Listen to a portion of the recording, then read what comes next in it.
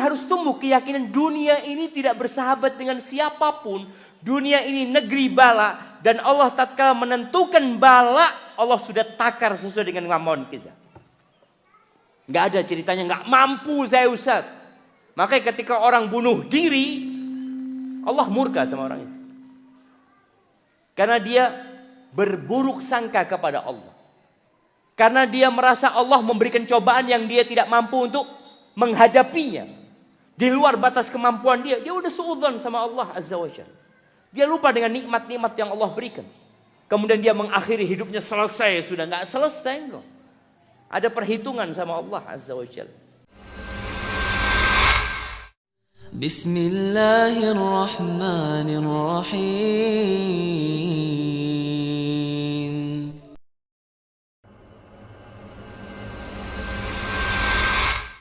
Ahibati fillah, ketahuilah bahwa dunia ini tidak bersahabat dengan siapapun. Camkan itu. Dunia ini tidak bersahabat dengan siapapun. Jangan pernah merasa ketika engkau taat sama Allah Azza wa Jal, dunia ini akan jadi surga buat kita. Engkau akan terlepas dari musibah. Karena engkau sering berangkat umroh dan haji. Engkau sering bersodakoh. Mungkin sebagian orang berpikir, aku tidak akan terkena musibah. Aku tidak akan terkena penyakit. Urusanku akan dimudahkan sama Allah Azza wa Jalla. Nabi Adam alaihissalam. Nabi. Manusia pertama. Sejak turun di muka bumi ini, Allah kasih bala. Bagaimana beliau dipisahkan dari istrinya Hawa. Entah berapa lama. Kalau kita membaca tafsir para ulama tentang pertemuan Nabi Adam dan Hawa, ada banyak cerita, ada banyak versi. Tapi wallahu a'lam bishawab mana yang benar. Tapi perpisahan mereka lama. Yang satu katanya diturunkan di India, yang satu katanya diturunkan di Jeddah. Cuma ada 2 manusia pada waktu itu, jemaah. Bagaimana Allah uji mereka saling mencari. Sampai Allah pertemukan mereka. Kemudian keduanya ingin punya anak. Setiap kali hamil punya anak, meninggal anaknya. Nabi. Sampai akhirnya dikasih anak. Ternyata anaknya saling membunuh. Gimana ayah yang dikatakan di beberapa tafsir bahwa Nabi Adam ini jadi cerita Israiliyat ya. Yang jangan dipercaya, jangan ditolak. Kecuali bertentangan dengan agama. Katanya Nabi Adam alaihissalam pada waktu itu berangkat haji. Tahu-tahu pulang sudah mendapati Habil dibunuh oleh Qabil. Gimana seorang ayah mendapati anaknya membunuh anaknya yang satunya? Hadid dunia jemaah. Kemudian Nabi Nuh alaihissalam. Bagaimana berdakwah 950 tahun, anaknya nggak masuk Islam. Makanya sebagian orang tua mendapatkan ujian di anaknya sekarang. Anaknya durhaka. Anaknya jauh dari kata Nabi Nuh alaihissalam. Yang kita akan berpikir seharusnya Nabi Nuh berdoa memohon kepada Allah. Allah kabulkan doanya, anaknya jadi soleh. Anaknya masuk Islam. Enggak. Allah tidak menjadikan dunia ini sebagai tempat dikabulkannya semua doa. Tidak. Allah janji semua doa dikabulkan. Tapi bukan di dunia saja. Istrinya. Gimana coba? 950 tahun didampingi oleh istri yang berkhianat sama suami. Bukan urusan ranjang pengkhianatannya. Tapi urusan dalam keimanan. Terus. Antum baru hidup 10 tahun sama istri sudah mengeluh. Ya Allah Ustaz gak kuat sama istri. Nabi Nuh 950 tahun. Baik, kemudian Nabi Saleh. Sebelumnya Nabi Hud, Nabi Saleh. Bagaimana beliau datang kepada kaumnya, mengajak mereka kepada Allah. Mereka minta mukjizat, Allah keluarkan onta dari batu. Onta itu hamil. Agar mereka yakin ini onta beneran. Dan onta itu punya anak. Apa yang dilakukan kaumnya? Dibunuh itu onta. Lalu mereka mau membunuh Nabi Saleh alaihissalam. Nabi Ibrahim. Siapa yang gak tahu dengan ceritanya Nabi Ibrahim? Anda ingin kita mulai sadar dengan hakikat kehidupan dunia ini. Sehingga tumbuh keyakinan yang membuat kita ringan menghadapi apapun dalam kehidupan. Nabi Ibrahim alaihissalam ditelanjangi, dilemparkan ke api.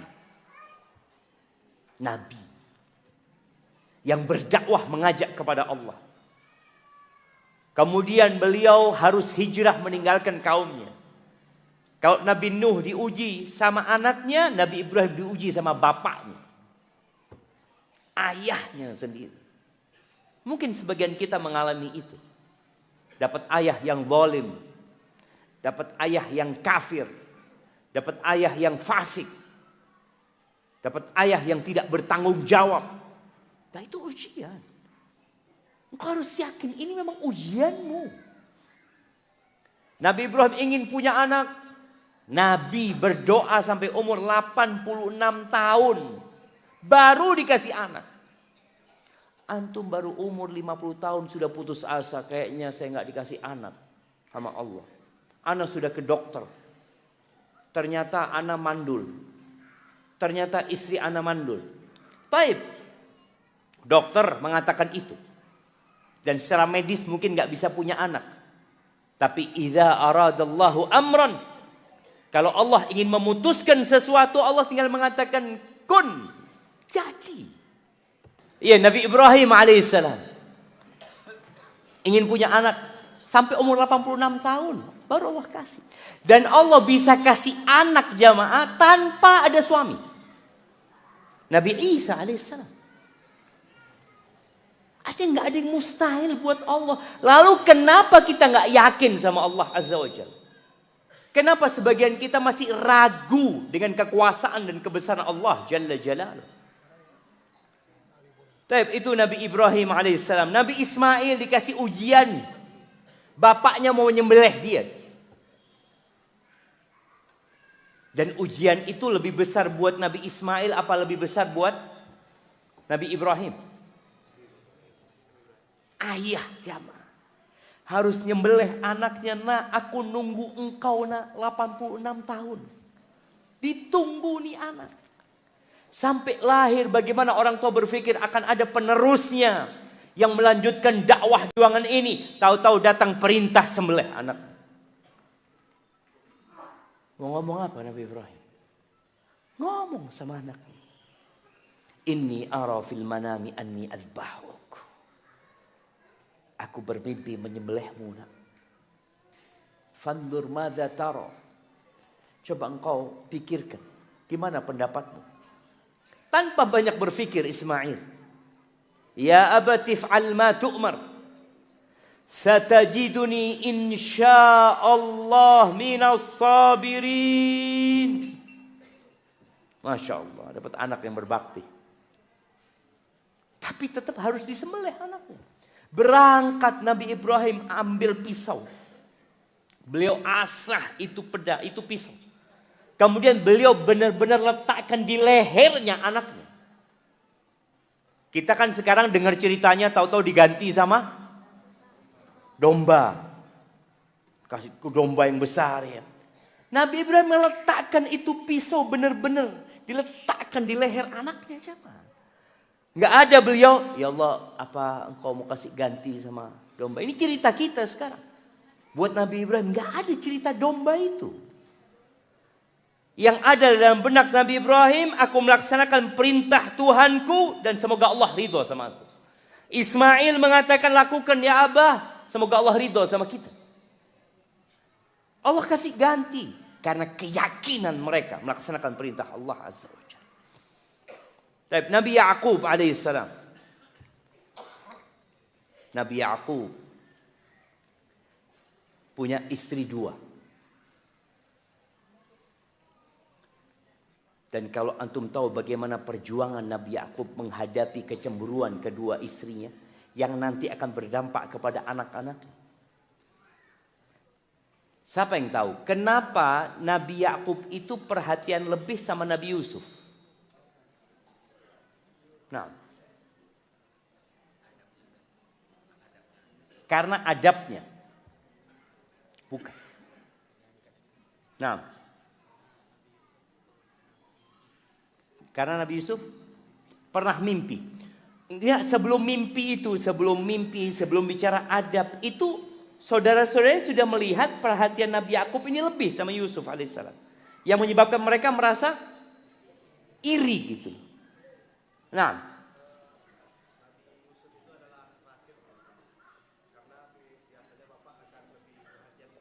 anak terakhirnya adiknya Nabi Yusuf, Benyamin. Nah, ya, karena ibunya Nabi Yusuf meninggal, kasihkan hadiah. Gak ada ibunya Nabi Yusuf ini. Jadi ketika Benyamin lahir meninggal ibunya. Mau tidak mau, sang ayah melihat ini gak ada emaknya gitu loh. Kalau yang kakak-kakaknya ada emaknya. Sehingga Nabi Yakub memberikan perhatian itu bukan karena pilih kasih, tapi karena kondisi. Seperti kalau ada di rumah umpamanya, ada anak yang berkebutuhan khusus. Apakah akan disamakan dengan yang tidak berkebutuhan khusus? Enggak. Apakah kemudian sang kakak mengatakan ini pilih kasih ayah? Lu enggak, itu adikmu enggak bisa jalan. Yang ini habis enggak ada emaknya dia. Kalau sang bapak enggak perhatian, selesai habis. Kalau ada emaknya, bapak keluar kota, tetap ada yang ngurusin anaknya. Jadi memang perhatian Nabi Yakub itu bukan karena pilih kasih. Karena memang kondisi anaknya berkebutuhan khusus. Ditinggal mati oleh ibunya. Benyamin juga seperti itu. Makanya dikatakan Yusuf dan saudaranya lebih dicintai. Yusuf dan saudaranya itu lebih dicintai daripada kita semua. Enggak. Karena kondisi kebutuhan khusus. Udah kasih hadiah. Masya Allah. Baik. Selesai. Nabi Yakub diuji sama anaknya. Yusuf Cili ini diuji sama saudara-saudaranya. Mau dibunuh jemaah. Gimana? Akhirnya mereka musyawarah. Enggak, jangan dibunuh. Udahlah, dibuang saja. Allahu Akbar. Dan mereka buang. Selesai dibuang. Ujian Nabi Yusuf selesai? Enggak. Diuji lagi dia. Menjadi budak. Diperjual belikan, kemudian diangkat anak, kemudian setelah itu digodain sama perempuan, setelah itu dipenjara. Dunia ini gak bersahabat dengan siapapun. Jangan pernah berpikir ketika engkau jadi orang soleh, dunia ini jadi surga buat engkau. Nabi SAW mengatakan, ad-dunya sijnul mu'min wa jannatul kafir. Dunia ini penjara buat orang mukmin. Ini yang antum harus yakin. Penjara buat orang mukmin itu. Dan surga buat orang-orang kafir. Berarti kalau engkau ingin bersenang-senang di dunia ini, tidak taat dengan aturan, tidak melaksanakan perintah, jadi kafir nantinya. Makanya setinggi apapun keimanan seseorang, itu tetap akan dikasih bala dan ujian. Bahkan kata Nabi SAW, asyaddun nasi bala'an al-anbiya. Manusia yang paling dahsyat balaknya siapa? Para nabi. Taib Nabi Musa alaihissalam. Ya Allah ya, ujian buat Bani Israel. Bagaimana Fir'aun itu menyembelih anak laki-laki mereka. Lahir disembelih. Bukan dibunuh ya. Kan ada yang dibunuh dibuang atau apa. Allah mengatakan yuzabbihuna abna'ahum. Disembelih. Ditungguin emaknya itu lahiran di dalam. Udah dikirim tuh namanya bidan-bidan pada waktu itu. Laki keluar sembelih. Ujian buat Bani Israel. Lahir Nabi Musa. Dibuang Nabi Musa. Hidup di istana Fir'aun. Kemudian dikasih ujian lagi. Dia mau melerai 2 orang yang bertengkar, tahu-tahu mati yang didorong sama Nabi Musa alaihissalam.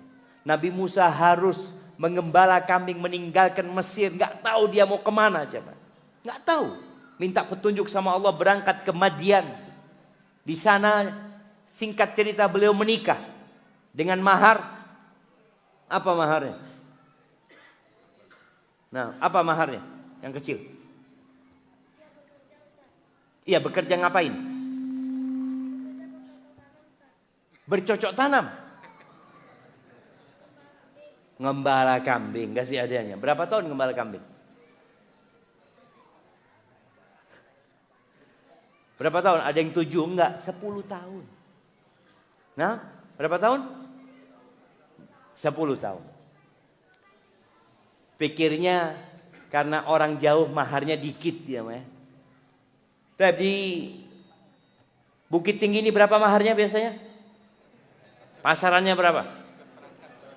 Enggak lah, seperangkat alat sholat lah. Iya. Kalau kita beli 4 perangkat alat sholat bisa dapat 4. Gembala kambing 1 istrinya itu. Gembala kambing 8 tahun plus 2 tahun. Diuji lagi sama Allah. Harus bekerja. Jadi pengembala 10 tahun. 8 plus 2 ya. Karena yang 8 tahun itu yang disepakati. Yang 2 tahun itu ya ihsan. Dan beliau lakukan. Alaihi salatu wassalam. Kemudian beliau berangkat ke Mesir lagi. Bagaimana cobaan dan godaan beliau menghadapi Fir'aun. Bagaimana kemudian beliau dikejar-kejar mau dibantai sama Fir'aun. Sampai ke pantai, kita tahu cerita itu. Di sini harus tumbuh keyakinan dunia ini tidak bersahabat dengan siapapun. Dunia ini negeri bala. Dan Allah tatkala menentukan bala, Allah sudah takar sesuai dengan kemampuan kita. Nggak ada ceritanya, nggak mampu saya Ustaz. Makanya ketika orang bunuh diri, Allah murka sama orang itu. Karena dia berburuk sangka kepada Allah. Karena dia merasa Allah memberikan cobaan yang dia tidak mampu untuk menghadapinya. Di luar batas kemampuan dia. Dia udah suudzon sama Allah Azza wa Jalla. Dia lupa dengan nikmat-nikmat yang Allah berikan. Kemudian dia mengakhiri hidupnya selesai. Sudah nggak selesai loh. Ada perhitungan sama Allah Azza wa Jalla. Nabi Daud alaihissalam. Nabi Sulaiman mendapatkan ujian dari Allah. Nabi Zakaria. Minta anak. Doa terus. Sampai umur 100 tahun dikasih anak. Nama anaknya Yahya. Yang ngasih nama Yahya itu Allah. Tidak ada manusia yang namanya Yahya sebelum Nabi Yahya. Yang ngasih nama Allah langsung. Setelah anaknya tumbuh besar dewasa. Sang bapak harus melihat anaknya disembelih. Dipenggal kepalanya Nabi Yahya. Gimana ayah ya? Ayah itu dengar anaknya di penjara, dengar anaknya kecelakaan, ya Allah, dengar atau melihat anaknya tahu-tahu jatuh dari sepeda, jatuh dari pohon, itu seakan-akan copot jantungnya. Gimana melihat anaknya dipenggal kepalanya? Dihadiahkan kepada seorang pelacur. Maka jemaah, Nabi kita Muhammad alaihi salatu wassalam.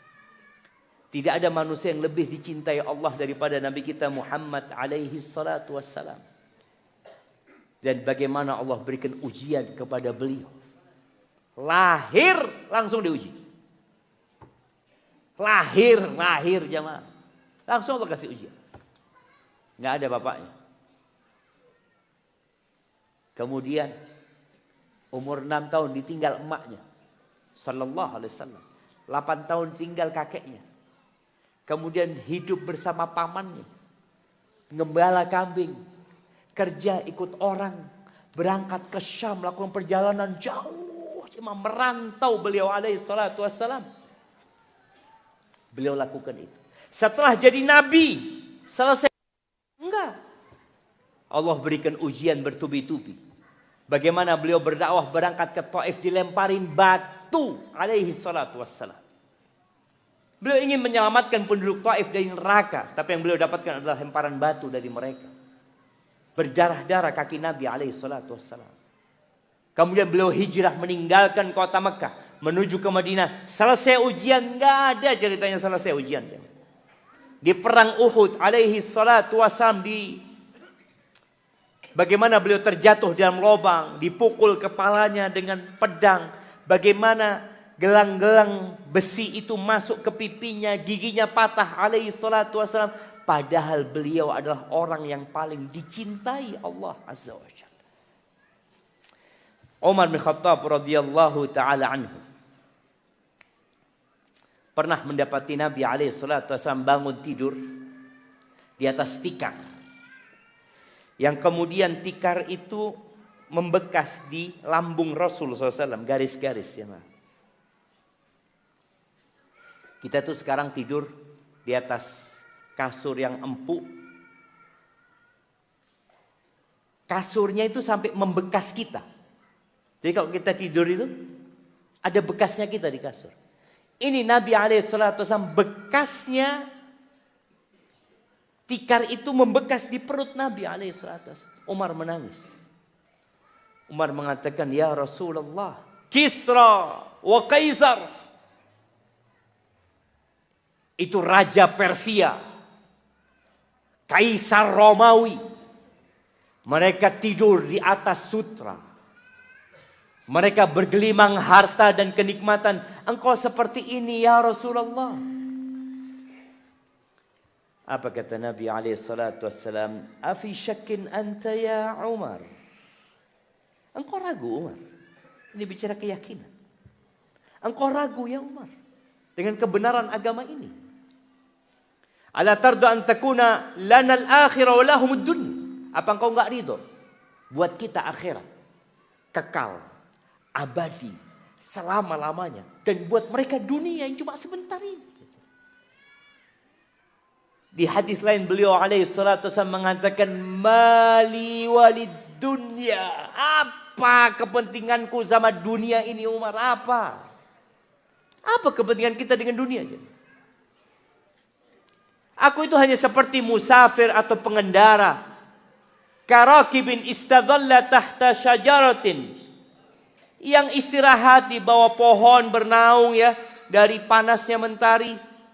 Thumma raha wa tarakaha. Kemudian pergi meninggalkan pohon itu selama-lamanya. Dan waktu di bawah pohon itu adalah fase kita di dunia. Berapa lama coba? Ada yang mau hidup 200 tahun? Kita doakan di sini. Semoga umurnya 220 tahun. Nah, orang ingin umur panjang tapi nggak terlalu panjang juga kata dia. Janganlah. Mau 150 tahun? Enggak. Karena tahu dia capek. Lelah dia dengan dunia ini. Dengan bertambah umurnya. Tadi ada yang ngomong sama anak. Ustaz datang ke Bukit Tinggi ini. Dari jenggotnya hitam Ustaz. Sampai banyak putihnya. Nah. Hadid dunia jemaah. Kita akan meninggalkan dunia ini. Maka kata Nabi alaihissalam, mali walid dunya, apa urusanku sama dunia? Sedangkan yang dalam benak kita musibah itu dunia terus. Yang kita beratkan.